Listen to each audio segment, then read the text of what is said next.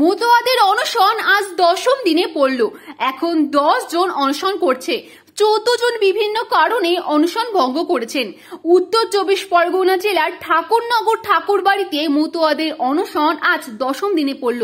ইতিমধ্যেই all India Matua মহাসংঘের সম্পাদক সুকেশ চৌধুরী সহ 14 জন অনশনকারী শারীরিক অসুস্থতা, পারিবারিক সমস্যা সহ বিভিন্ন কারণে অনশন ভঙ্গ করেছেন।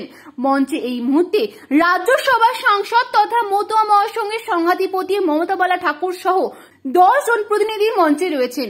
আগামীকাল 15 তারিখ বিকেলে মতুয়া মহাসংঘের সঙ্গে বিভিন্ন সংগঠন বৈঠকের পর সিদ্ধান্ত ঠিক হবে কি করতে চলেছে মতুয়ারা।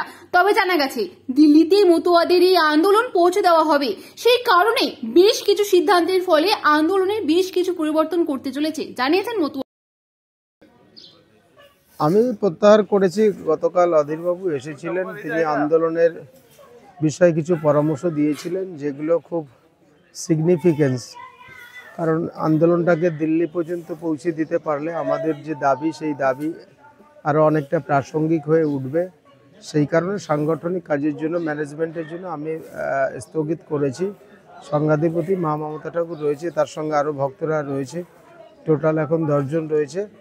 এই অনশন ঠাকুরবাড়িতে এখনও কন্টিনিউ চলবে। পরিকল্পনা আমাদের দিল্লিতে 1 ডিসেম্বর থেকে পার্লামেন্ট চালু হচ্ছে, তার একদিন আগে থেকে বা পার্লামেন্ট চলাকালীন দিল্লির বুকেই আমাদের একটা গণ আন্দোলন সংগঠিত করবার পরিকল্পনা রয়েছে। শোনা যাচ্ছে আগামীকাল আপনাদের অনশন বা এই সমস্ত বিষয় নিয়ে একটা মিটিং রয়েছে। হ্যাঁ, আমাদের কেন্দ্রীয় কমিটি এবং বিভিন্ন সামাজিক গণসংগঠকদের নিয়ে একটা বৈঠক ডেকেছি। সেই বৈঠকে সিদ্ধান্ত হবে কবে আমরা দিল্লির বুকে এই গণ আন্দোলন সংগঠিত করতে পারবো। সেখানে কি অনশন করে কোনো সিদ্ধান্ত হতে পারে আগামীকালের মিটিং? না, সেটা মিটিং না হলে বা মার কাছ থেকে, সংঘাধিপতির কাছ থেকে ওরকম কোনো বার্তা এখনো আসেনি। মিটিংটা মূলত দিল্লির বুকে আমরা যে আন্দোলনটা করব সেই বিষয় নিয়ে আলোচনা হবে। শুরু করেছিলেন আর কতজন এখন আছেন?